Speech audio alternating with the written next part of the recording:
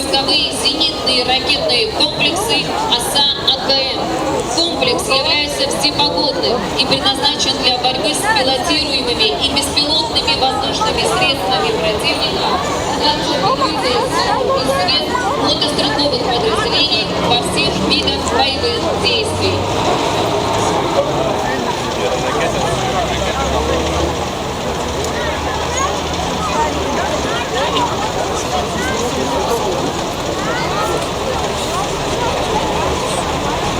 Михаил Айбышевцова, Стившийском артиллерийского, Апсу артиллерия Ашенкова, Подскурда, Скин, Пипшини, Бибежа, Сентябрь, Залаганка, Яду, Головой, артиллерия, Челайбышев, Титархан, Подкатана, Зала, Акула и Толстая техника, Ансурыца, Акула и Сурыштадку,